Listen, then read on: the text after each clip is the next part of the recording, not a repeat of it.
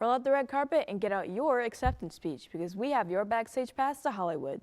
Backstage Pass starts now. In 5, 4. 3, 2, Are you ready?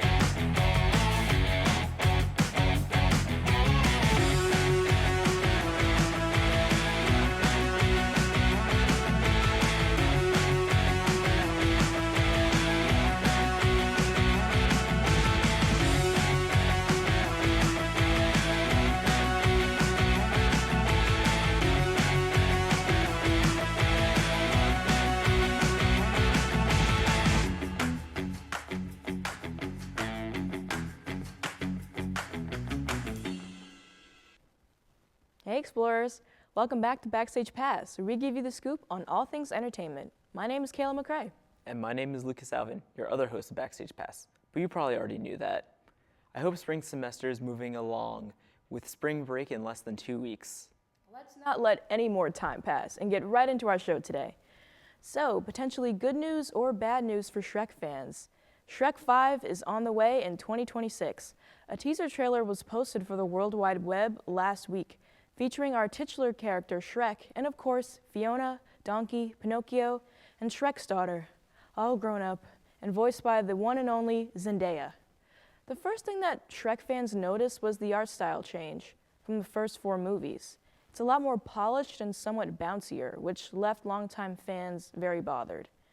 The film also seems very self-aware of the very heavy Shrek meme culture online. Shrek has a moment of looking at cursed versions of himself, very similar to the common Shrek meme that would come across your feed.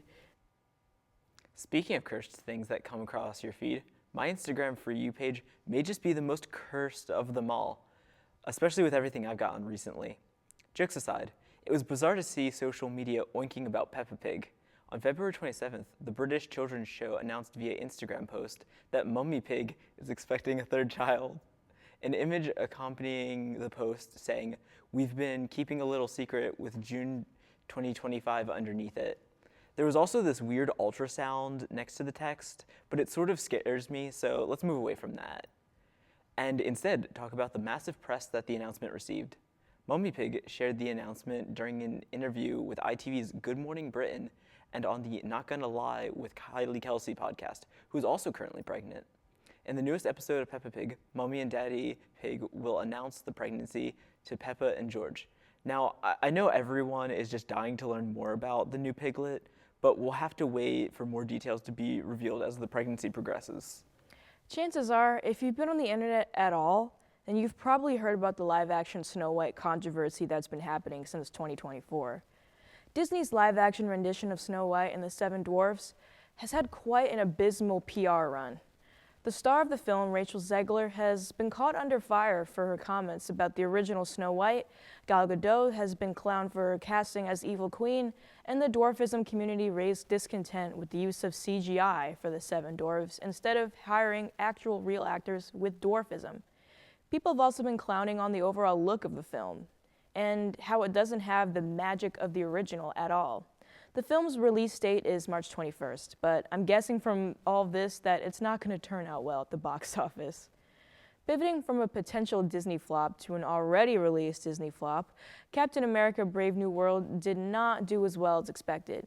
On Rotten Tomatoes, the film has a 49% rating among critics. While its audience score is significantly higher with a rating of 79%, I've talked to people in my personal life who have gone to see the film who did not like it at all story-wise, despite having high hopes.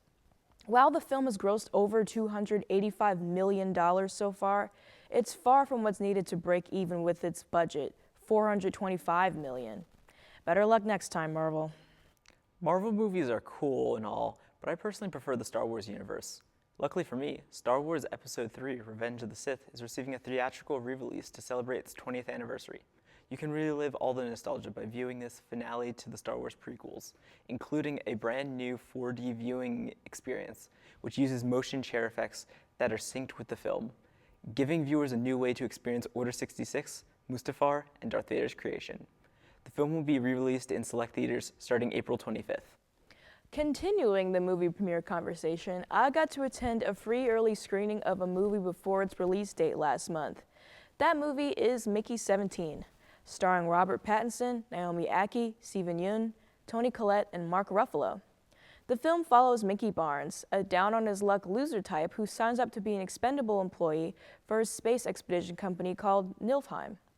This means that whenever he dies, a new version of his body will be printed along with his memories. Therefore, he's used and abused for every and any type of experiment.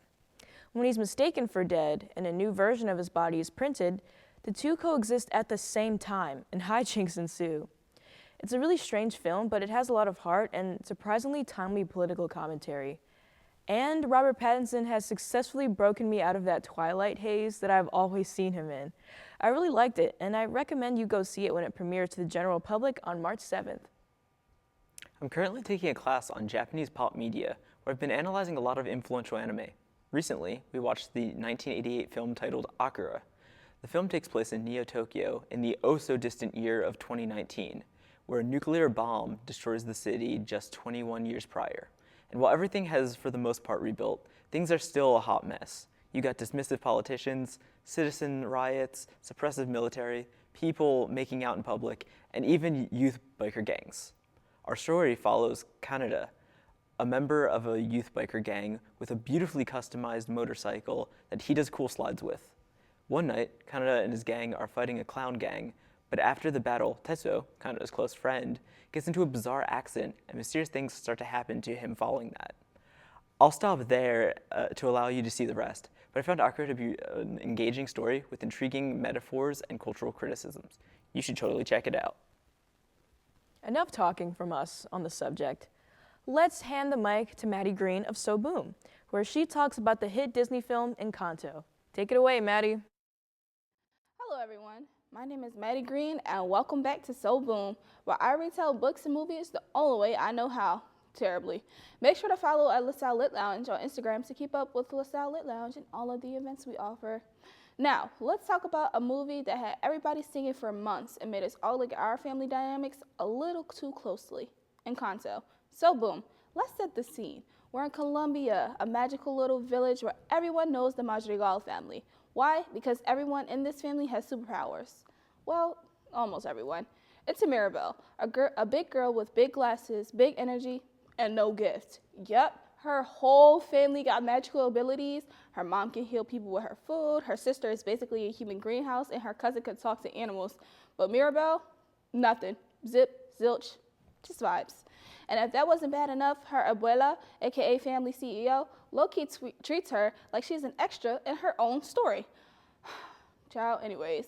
But then one day, things started getting weird. The family's magic glitching, the house cracking, and Mirabelle, she's the only one who sees it. So boom, she starts to investigate it, and guess where she ends up? In her Uncle Bruno's room. Now Bruno, we don't talk about him. Like literally, they cut him off years ago because his gift was seeing the future, and apparently, people don't like the truth. But Mirabelle finds his hit of prophecy, and guess what? It's about her. Newsflash. And not in a cute way. The vision basically says she's either going to save the family or destroy it. No pressure or anything. So now, Mirabelle is on a mission to fix the magic before her abuela blames her for everything. She tracks down Bruno, who's been living in the walls like a magical rat for years. He's all, look, I left to protect you, but if you really want the answers, you got to talk to Isabella. Now, Isabella is Mirabelle's perfect sister. Everything she touches blooms. Everyone loves her, and she's basically abuela's favorite. But guess what? Shorty is miserable. Turns out she doesn't want to be perfect. She just wants to be herself. Real. So Mirabelle helps her break free, and they start seeing that maybe the magic isn't about perfection, but about being who you really are, beautiful, right? Too bad abuela pulls up and shuts it all down. And then, boom, the house collapses, magic gone, family in shambles, and Mirabelle heartbroken. But here's where it hits different. Mirabelle runs away, and Abuela finally finds her, breaks down, and admits that she's been holding on to the past so tight that she forgot what really matters: family. So they go back, and with everyone working together, they rebuild the house. And when they hand Mirabelle the doorknob to finish it, the magic comes back. Turns out, Mirabelle had the gift all along. She was the heart of the family. At least that's what I think.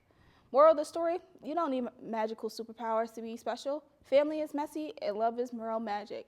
Oh, and Bruno? Yeah, we talk about him now. And that's the tea on Encanto. This was So Boom. I'm Maddie Green of the LaSalle Lit Lounge. Make sure to follow LaSalle Lit Lounge on Instagram to keep up with us and all of our events. We don't talk about Bruno, no, no, no. Thanks, Maddie. I have the sudden urge to rewatch Encanto now. So let's move on with music news. And before we do, we know what you're thinking. Why didn't we talk about the Oscars? Don't worry, we'll get to that in a future episode. On February 20th, the Canadian rock band Our Lady Peace performed the song Whatever for the first time in 22 years. The song has a troubled past for the band because it used to be the entrance theme song for pro wrestler Chris Benoit, who died in 2007 in a murder-suicide. Before performing the song, vocalist Rain Maida said, quote, "Things happen in your life, and they can own you or you can own them. We decided to take back ownership of this song because it is our song," end quote. He ended by explaining that the song is about mental health and encouraged those struggling with mental health to seek professional guidance. Surprisingly, we haven't gone into much detail about that incredible Super Bowl weekend on the show yet. What an awesome weekend for Philly. Not only did the Eagles beat the Chiefs in a landslide, but Kendrick Lamar graced us with an unforgettable, awesome halftime performance. If you didn't know about the Kendrick Lamar and Drake battle from 2024, basically Kendrick won with his final boss song, Not Like Us, going absolutely viral, criticizing Drake's cultural appropriation of Black culture and generally clowning on him. This same energy made it into the halftime show, which the internet has been going crazy over ever since. While performing other songs from his album, like TV Off and Squabble Up, Not Like Us was of course on the halftime show performance roster, spawning viral recreations of the two-step march from the song that Lamar and his background dancers did all across social media. People online also made videos analyzing the social commentary and government criticism of his performance. Many noted the symbolism of Samuel L. Jackson as Uncle Sam and how many of his comments towards Lamar throughout the performance were either about him being too ghetto or being the right amount of serviceable for American audiences. His all-black male dancers were dressed in red, white, and blue jumpsuits to represent the American flag, and let's not forget his quote at the beginning of the show: "The revolution is about to be televised. You picked the right time, but the wrong guy." Suspected to be a shot taken at President Donald Trump. There's so much lore to this performance that we could go on, but I'd literally have to be here all day, so we'll leave it to you guys to do the research. Recently, more than 1,000 artists in the UK released a silent album titled Is This What We Want? To protest the government's intention of changing copyright laws. These law changes make it easier for companies to train AI using copyrighted materials without receiving licensing. The rights holders can still opt out from having their creations used. The track list on the back of the album spells out the sentence, "The British government must not legalize music theft to benefit AI companies. All profits from the album will be used as donations to help the charity help musicians." Can you believe that Sabrina Carpenter added new tour dates to her short and sweet tour? Me either. Sabrina posted on Instagram on February 27th an additional leg of her extremely popular tour in a few select cities in the fall, including Toronto, Nashville, Los Angeles, Pittsburgh, and New York. Her supporting acts, you might ask? Raven Lenae, Olivia Dean, and Amber Mark. For all you Sabrina fans who didn't catch the first time around, this could be a redemption arc, but please don't go bankrupt or anything trying to buy these tickets. On February 23rd, the Japanese band Lunacy concluded their 35th anniversary tour with a grand finale concert held in the Tokyo Dome. When the band exited the stage, everything went dark in the venue and the screen revealed that a third Lunatic Festival will take place. The previous festival, held back in 2018, featured huge names such as Lunacy, Yoshiki, Glay, and Duran Gray. With a reputation like this, the audience was excited by the announcement. Lunatic Fest 2025 is set to take place November 8th and 9th. It's no question that Chaperone has had an epic year with plenty of iconic moments. including when she performed her unreleased song The Giver on SNL. Good news for us, Chapel fans. The release of the single is approaching. Whether on Instagram or on a billboard in your city, Chapel has been seen as a lawyer, a plumber, a construction worker, and a detective, urging you to call 620-HOT to go. This is all for promo for the single, which is available right now for 7-inch vinyl pre-order, lawyer edition, plumber edition, and now construction worker edition. Someone tell me not to pre-order. I don't even have a record player. The Giver is set to release on digital on March 13th. For even more of the latest music news, let's hand things over to our other Backstage Pass host, Patrick O'Hara. Take it away, Patrick. I'm sure it's no secret that I am a music connoisseur, especially when it comes to brand new music. Hello everyone, my name is Patrick O'Hara, your third host of Backstage Pass. Today we have a lot to get into because these new music releases are absolute fire.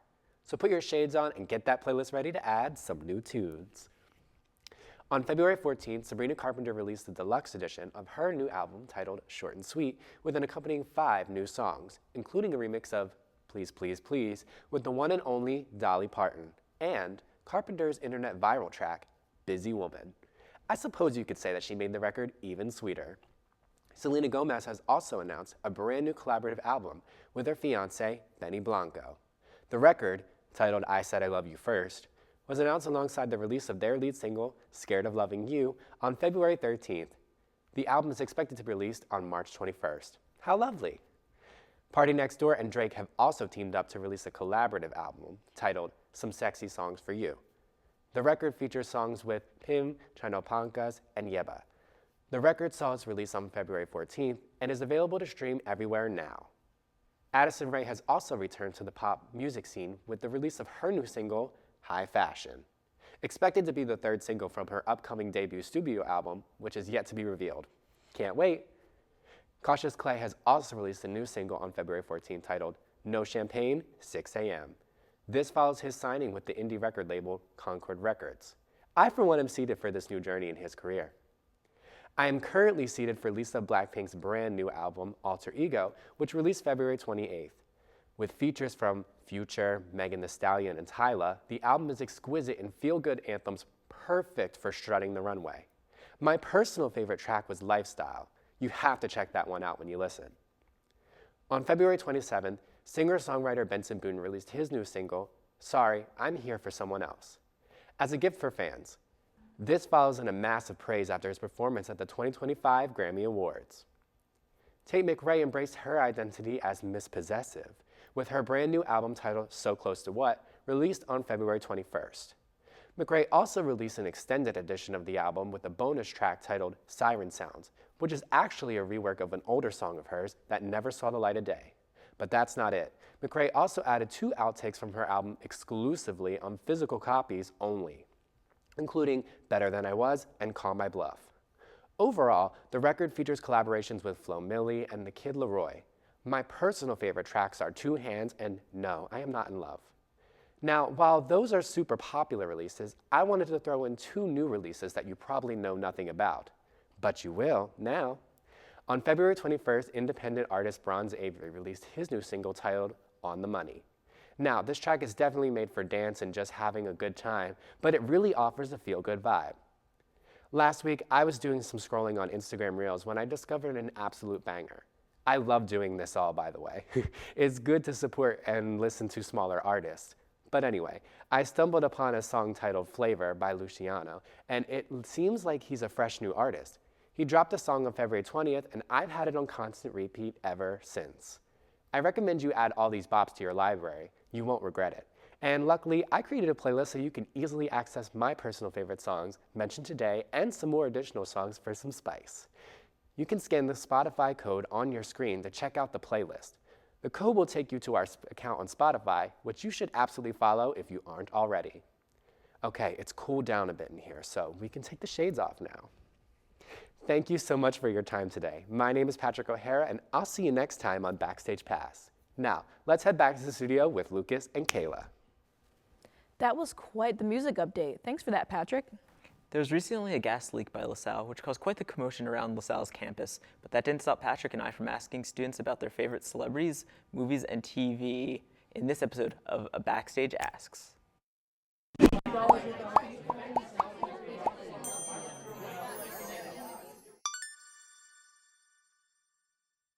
Hi everyone, and welcome to Backstage Asks. I'm here today with... I'm Lucas. That's right, Lucas Alvin. And I'm Patrick O'Hara. And today, we noticed that there was a gas leak, not on campus, but like very close to campus. And so we're all feeling a little lightheaded today. So we decided to take it easy a little bit. And we wanted to go out and ask the students of LaSalle some celebrity-aimed questions. Also, TV show related and movies. Because who doesn't love TV shows and movies? Right, Lucas? What? Yeah, sure.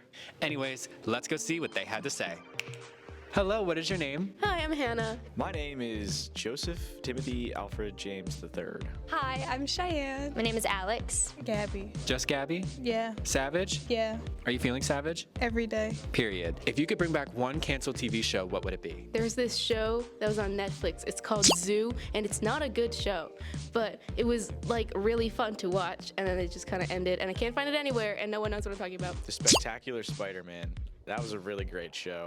They canceled it after the last season.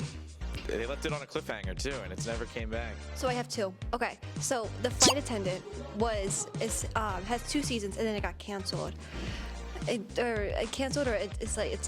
done. Like they're not bringing it back for a 3rd season, and I was like, that sucks because I really liked it. And then Moon Knight. Infinity Train was canceled after like 2 seasons, and it's so good, and they had to rush the last season because they canceled the show, and then they barely put it out at all.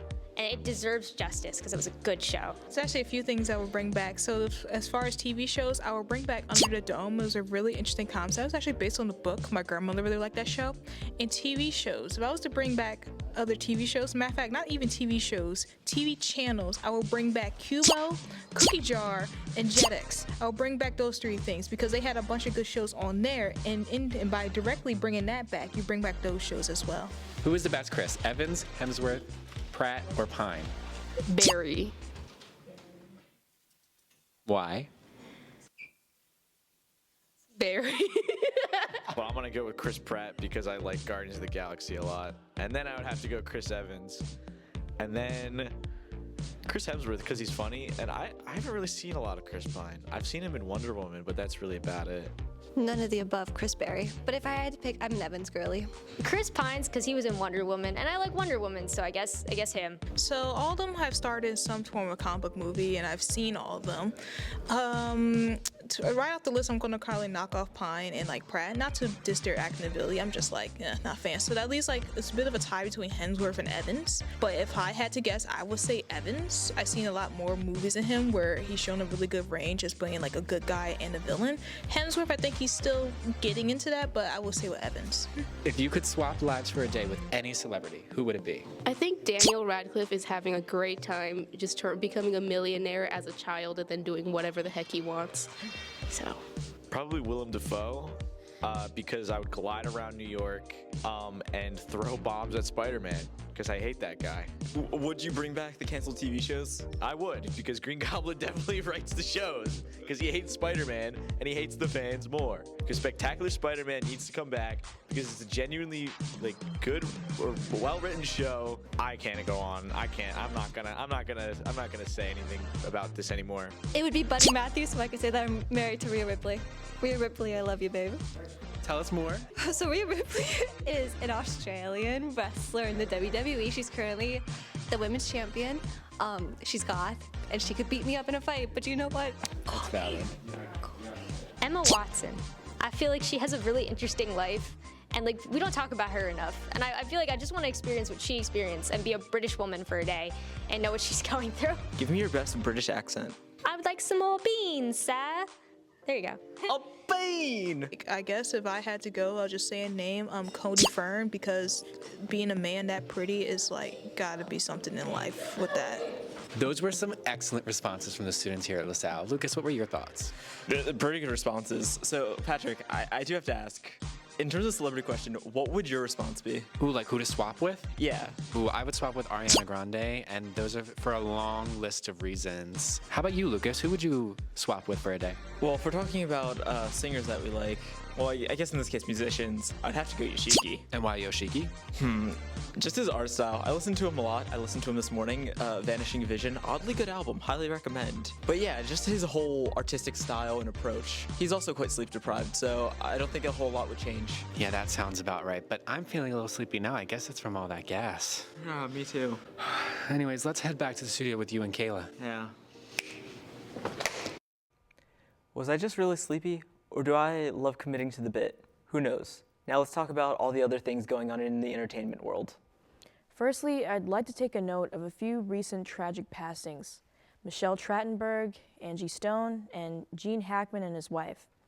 Michelle Trachtenberg was an actress best known for her roles in Harriet the Spy, Buffy the Vampire Slayer, Gossip Girl, and Ice Princess. She passed on February 26th, assumed from a liver transplant complication, at just 39 years old. Angie Stone was a well-known R&B and neo-soul artist. Her most popular songs including Brother, Wish I Didn't Miss You, and No More Rain. She passed away in a car crash at age 63 on March 1st. Gene Hackman was an actor best known for his roles in The French Connection, Bonnie and Clyde, Superman, and The Royal Tenenbaums.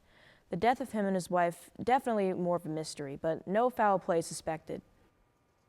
It's sad to hear about all these tragic passings, so now let's touch on some fun news. On February 27th, Nintendo broadcasted a Pokemon Presents presentation that highlighted all the newest announcements and releases for the series. Fans were particularly excited to see the official trailer for the newest game in the series, titled Pokemon Legends ZA. This game takes place in Luminous City, which is part of the Kalos region. However, the area looks a little different compared to the X and Y games, because this is set in the past where the city was going through a redevelopment plan. Your Pokemon trainer can choose from one of 3 returning starter Pokemon, those being Chikorita, Tepig, and Totodile. Online, some fans have questioned why the game chose the Gen 2 starters, but switched out Cyndaquil with the later generation starter of Tepig. Other fans quickly jumped into the conversation to make the Cyndaquil was canceled joke because of the data leak story that came out in October, which I don't think I can talk about. Overall, the reason it's not likely a starter is because it was in the last Pokemon Legends game. Regardless, Pokemon Legends ZA is expected to come out in 2025. Now I'm gonna go rogue, sorry Kayla. I need to get this story off my chest. Why does my Instagram For You page keep giving me these weird AI narrated videos of Peter Griffin from Family Guy? It started with Comrade Peter, who explained ideas of communism. Then it just got insanely out of hand, and it's oddly specific. Italian Peter appeared to show Italian history. Stormcloak Peter covered Skyrim lore, but it doesn't stop there. Then it became Weezer Peter, and RA Peter, Self-Help Peter, Pirate Peter, Visual K Peter, even Pierre Griffon de France. And the sad thing is, this is only the tip of the iceberg. The meme also features a Minecraft speedrun going on in the background. It's genuinely amazing how quickly a community has formed around this little meme format. I find it crazier that the memes community is still growing. I look forward to seeing what it will become in the future. Thanks for bearing with that rant. Anytime, Lucas. I've got another video game story. Apparently, there's been quite the controversy with Assassin's Creed. Honestly, that's been the case since the game has been announced. The game was delayed twice now, first set to release on March 20th, which is a weird date to fans because that date is the anniversary of one of the worst acts of terrorism in Japanese history, the Tokyo subway sarin attack. And the game is set in Japan. See the problem here? The game may or may not be delayed a third time because of this, and Ubisoft apparently is desperate for this game to be a massive moneymaker on its release date, or else the company may be in financial trouble. That would be pretty sad if that happened. I may not be an Assassin's Creed fan, but the Rayman Legends games are my favorite Ubisoft creations. A future without the company who made those games is one I do not want to live in. In the last episode, I covered the tragic passing of Duo, the Duolingo owl. Well, we don't have to mourn anymore though. Duo has risen. On February 24th, Duolingo posted a reel on X showing Duo getting out of a coffin. The post caption read, quote, "Y'all really think I'd let a Cybertruck take me out," end quote. People are saying that social media story was designed to get people playing Duolingo again, and which they collectively gathered 50 billion experience points to revive Duo.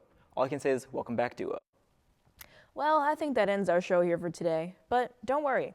There's a special place you can keep up and connect with us, social media. Get out your phone and follow us on these various platforms seen on your screen. Give us a follow, leave a comment, and let us know if you have any suggestions. Plus, you can check out this week's segment of Backstage Asks on our Instagram. along with some great behind-the-scenes content, so make sure you're following us. If you don't, Kendrick Lamar will roast you. Thank you all for an incredible show. I'm Lucas Alvin. And I'm Kayla McCrae. Thanks for watching from all of us here on Backstage Pass. We'll see you next time.